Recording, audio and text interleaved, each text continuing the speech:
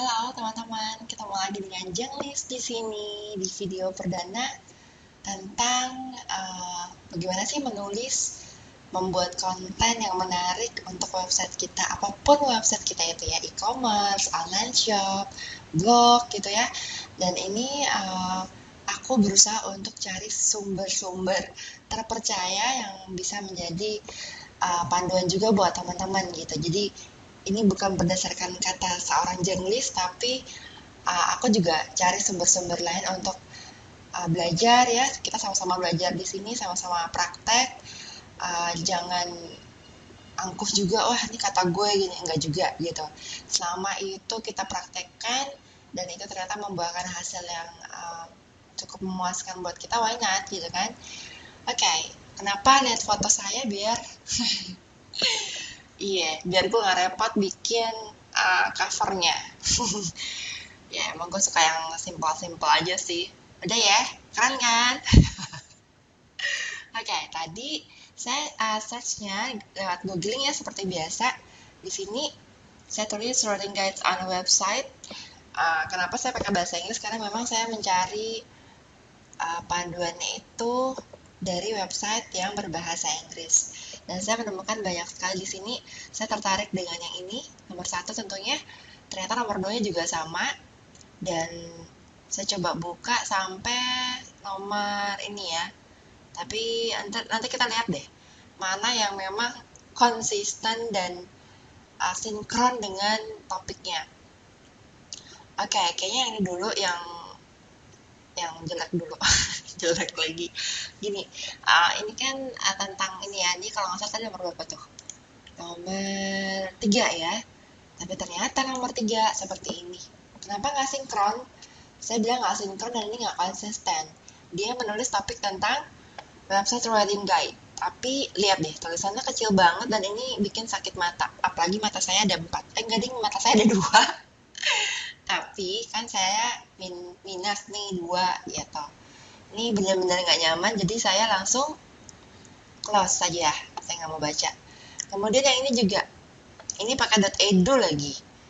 Tapi ya gini, ini benar-benar tulisannya udah kecil, langsing-langsing gitu. Kemudian jaraknya juga mepet-mepet, jadi boring banget. Close aja, dan saya nggak mau baca. Nah ini juga, ini nggak jelek ya, saya senang. Cuman terlalu banyak iklan.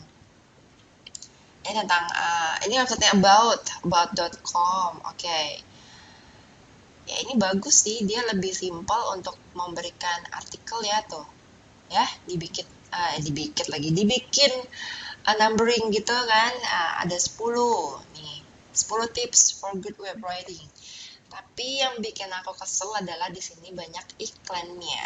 Oke, aku nggak suka. Dan kayak gini aku jadi nggak fokus mau baca yang mana gitu kan. Jadi ribet deh pokoknya.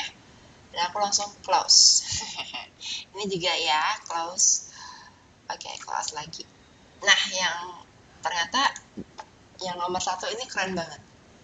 Tapi kalau dilihat kenapa cuma simple kayak gini Lies gitu. Tapi ini malah menurut gue keren. Pertama karena dia white ya, clean tuh.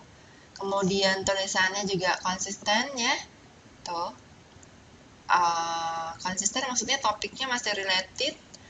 Hurufnya, fontnya juga lebih besar ya dari yang tadi dari yang about.com. Kemudian dibuat hanya ringkasannya aja, jadi kita tinggal milih itu tuh.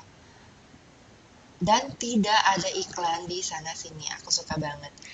Nah, kebetulan nyari yang sesuai dengan infonya di sini nya, ini yang menarik, aku sudah buka di sebelah sini. Oke, ini ditulis sama Miss Catherine Whiten. Mudah-mudahan benar ucapannya ya. Yang menarik di sini adalah tulisannya itu singkat, padat, dan jelas, gitu. Kemudian ada gambarnya juga ya untuk membantu. Nah, ini juga keren banget ya pokoknya. Ini baca aja dari awal sampai akhir ya. Ada conclusion-nya juga.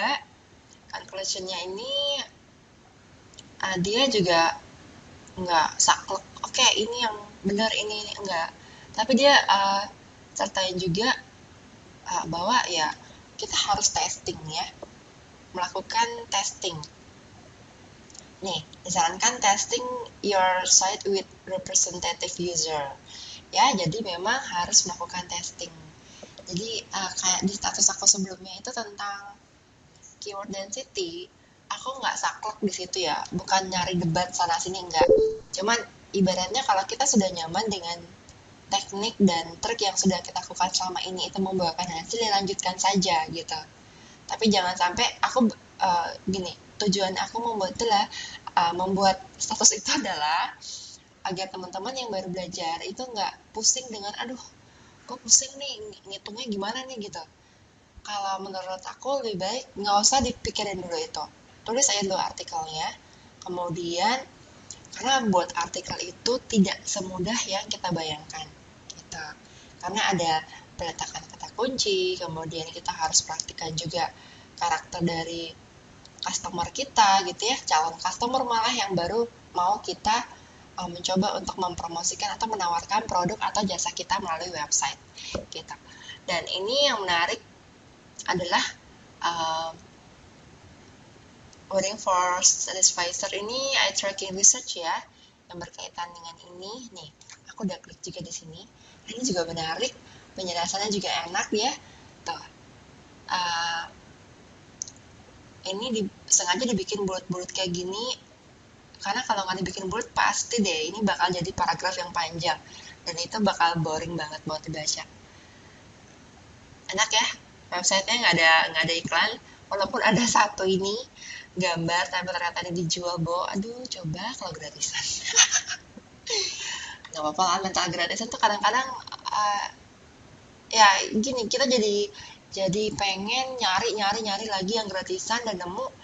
Tapi sih sebenarnya gini aja, kalau misalnya kita punya duit nih pengen beli tools atau ebook, oke lah lu bisa beli. Tapi kalau lu nggak baca dan lu nggak praktekkan, mau basir gitu aja. Kalau gue mental gratisannya kayak gitu ya, mindset gue kayak gitu. Jadi walaupun gratisan gue praktekin gitu. Nah, kemudian gue jadi ingat nih soal eye tracking ini.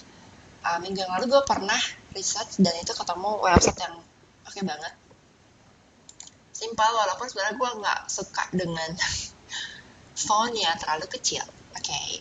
Ini tulis sama Mr. James Bruce, dia seorang CEO dan juga usability specialist ya, dari Australia. Nah, ini tuh. Keren kan? Baru lihat gambarnya aja udah. Nah, gambar itu ternyata membuat orang tertarik ya. Tertarik untuk fokus melihat big point-nya apa gitu. Walaupun tadi di nngroup.com itu memang tidak ada gambar, tapi dari dia menulis judulnya, kemudian font-nya yang sangat-sangat membantu karena font-nya besar ya, dan alur artikelnya itu ya dibuat sangat menarik, jadi membacanya pun enak walaupun tidak ada gambar. Gitu, itu yang harus teman-teman ingat juga ya. Nah, kemudian di sini ada sampelnya deh. Dia melakukan eksperimen, bukan sampel. Yang menarik adalah ini. Nih, gambar baby. Ya, baby yang ini menghadap depan. Oke, dia tersenyum lucu banget. Nggak usah gede-gede ya baby ya, gitu-gitu aja biar lucu terus. Terus kalau yang ini bedanya adalah babynya ngadep samping, dia lagi tersenyum melihat ke atas. Seakan-akan dia melihat headline-nya ini. Nah, gimana hasilnya setelah menggunakan tools eye tracking ini atau biasa yang disebut dengan heat map? Hasilnya seperti ini ya, ini untuk yang menghadap ke depan. Nah, si baby ini menghadap ke depan dan ternyata orang yang melihat gambar ini adalah melihat wajahnya terlebih dahulu ya, mata, mulut ya. Nah, tapi headline dan juga artikel di sini kurang. Ya, mungkin hanya sepintas lalu aja gitu. Tidak terlalu menarik perhatian ya.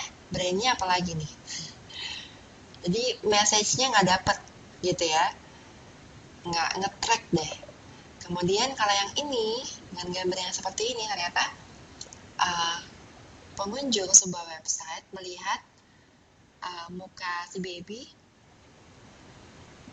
kemudian ternyata juga melihat headline-nya, dan ini alurnya seperti ini tuh ya.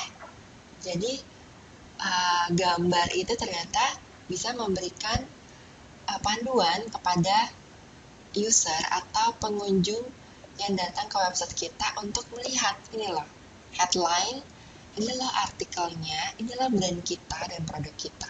Jadi ibaratnya itu kayak kalau kita datang ke sebuah toko dan ada SPG-nya, SPG yang ramah, yang senyum, yang siap melayani customer yang datang, itu membuat customer merasa nyaman di situ kan, bener nggak?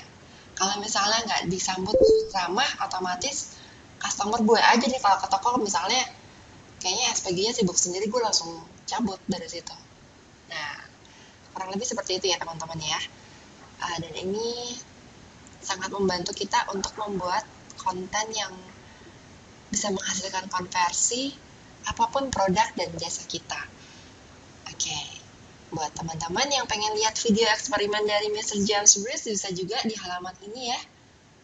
I tracking my baby Benjamin. Jadi dia juga melakukan eksperimen terhadap babynya secara langsung ya, menggunakan kamera juga direkam. Ini nanti bisa dilihat di sini di YouTube-nya ya.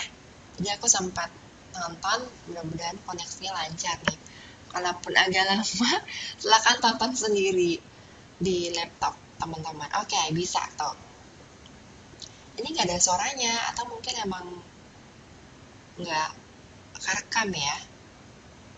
Nah, itu lihat ya, yang tanda merah-merah bulat-bulat itu adalah apa yang dilihat oleh baby Benjamin. Gitu. Dia melihat apa di situ? Dia melihat mata, mulut. Jadi penting sekali untuk memasang foto yang wajahnya tersenyum.